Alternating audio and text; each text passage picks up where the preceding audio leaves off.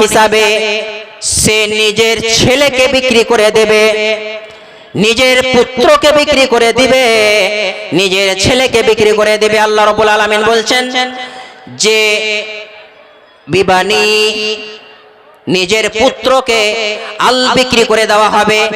কাল কিয়ামতের মাঠে সেই ব্যক্তি গুনাহগার, দুনিয়ার বুকে গুনাহ করেছিল, এই জন্য কি হলো, সেই কিয়ামতের মাঠে আল্লাহ রাব্বুল আলামিনকে বলবেন, আল্লাহ ওই যে কিয়ামতের মাঠে আমার ছেলে আব্দুর রহমান সে বসে আছে, আল্লাহ রাব্বুল আলামিন তাকে ধরো, তার গলায় বেড়ি লাগাও, আর বেড়ি লাগিয়ে ছেঁচড়াতে ছেঁচড়াতে গিয়ে জাহান্নামে নিক্ষেপ করো, কিন্তু আল্লাহ তুমি আমাকে ছেড়ে দাও।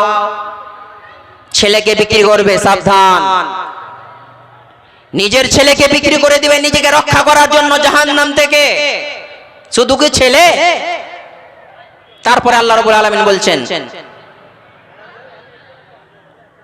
ওয়াসাহিবাতিহি ওয়াখি, আবার বলবে আল্লাহ রাব্বুল আলামিন এই যে কিয়ামতের মাঠে আমার স্ত্রী, তার নাম আয়েশা, আল্লাহ রাব্বুল আলামিন এই আমার স্ত্রীকে ধরো আর তার গলায় বেড়ি লাগিয়ে দাও, তার গলায় বেড়ি লাগিয়ে দিয়ে ছেঁচড়াতে ছেঁচড়াতে গিয়ে জাহান্নামে নিক্ষেপ করো, আল্লাহ রাব্বুল আলামিন কিন্তু তুমি আমাকে ছেড়ে দাও। সাবধান মা বোন, স্ত্রীদের পর্যন্ত তাদেরকে বিক্রি করে দেবে। আল্লাহু আকবার। আজ দুনিয়ার বুকে আপনি দেখবেন স্বামী স্ত্রীর কত ভালোবাসা, স্বামী স্ত্রীর কত মহব্বত, একজন আর একজনকে ছাড়া থাকতে পারে না, আর একজন একজনকে ছাড়া থাকতে পারে না। আর সেই স্বামী কাল কিয়ামতের মাঠে নিজের স্ত্রীকে বলবে, আল্লাহ রাব্বুল আলামিন আমার স্ত্রীকে ধরো, তাকে নিয়ে জাহান্নামে ভরে দাও, কিন্তু আমাকে ছেড়ে দাও। জাহান্নাম থেকে বাঁচবে। কেমন করে জাহান্নাম থেকে বাঁচা যায়?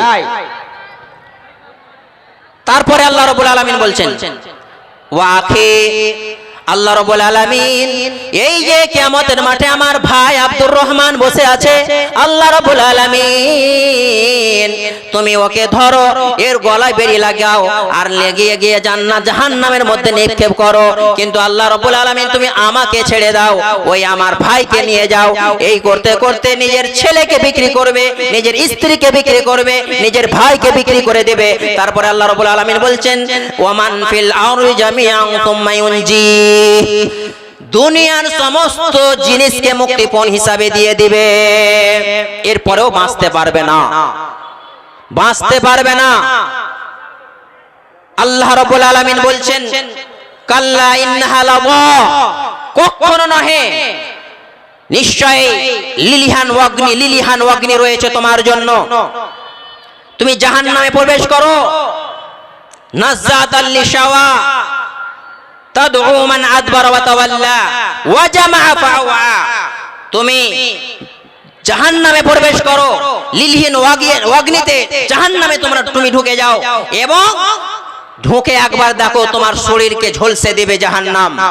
কেননা নাযাতাল লিশাওয়া তাদউ মান আদবারা ওয়া তাওয়াল্লা, তারা সত্য থেকে বিমুখ হয়ে গিয়েছিল, পিঠ ফিরিয়ে চলে গিয়েছিল, মুখ ফিরিয়ে চলে গিয়েছিল, হক কথা শুনেনি, কোরআন হাদিসের কথা শুনেনি, এবং তারা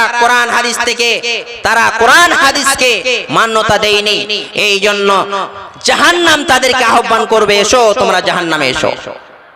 ব্রাদার ইসলাম, আপনাকে বলছিলাম জাহান্নাম থেকে আমাদেরকে কেমন করে বাঁচতে হবে, জাহান্নাম থেকে আমাদের জন্য বাঁচা অপরিহার্য। আল্লাহ রাব্বুল আলামিন কোরআন মাজিদে ঘোষণা করে বলছেন ইয়া আইয়ুহাল্লাযীনা আমানু, হে ঈমানদার ব্যক্তিগণ তোমরা শোনো, কু আনফুসাকুম ওয়া আহলিকুম নারা, তুমি নিজে জাহান্নাম থেকে বাঁচো, তোমার পরিবার বড়কে জাহান্নাম থেকে বাঁচিয়ে নাও। তুমি নিজে আগে বাঁচবে, তারপর তোমার পরিবারকে বাঁচাবে, তারপর তোমার পাড়া প্রতিবেশীকে বাঁচাবে, তারপর তোমার গ্রামবাসীকে বাঁচাবে, তারপর তুমি সারা ভারতবর্ষের মানুষকে বাঁচাবে এবং সারা পৃথিবীর মানুষকে বাঁচাবে। আল্লাহ রাব্বুল আলামিন এখানে কি বলছেন, আগে আমাকে এবং আপনাকে প্রত্যেকটা মানুষকে জাহান্নাম থেকে বাঁচতে হবে এবং নিজের পরিবারকে জাহান্নাম থেকে বাঁচাতে হবে। জাহান্নাম আপনি আগে বাঁচুন, একথা আল্লাহ বলছেন। এরপরে পরিবারকে বাঁচান, পরিবারকে আদব কায়দা শিক্ষা দিতে হবে, তাদেরকে দ্বীনের কথা বলতে হবে, তাদেরকে সালাতের কথা বলতে হবে, তাদেরকে জাহান্নামের কথা বলে তাদেরকে ভয় দেখাতে হবে। এটা আমার আপনার প্রত্যেকটা পিতার, প্রত্যেকটা গার্জেনের দায়িত্ব, এটা আমাদের দায়িত্ব। আপনি দায়িত্ব পালন করেছেন? আপনার ছেলে 10 বছর থেকে 15 বছর 18 বছর হয়ে গেছে, আপনি একবারও বলতে পেরেছেন যে সালাত আদায় করো? বলতে পেরেছেন? বলতে পারেন না। কি করে বুঝুন? ভাবুন কেমন করে আপনি বাঁচবেন, আপনার ছেলেকে কেমন করে বাঁচাবেন?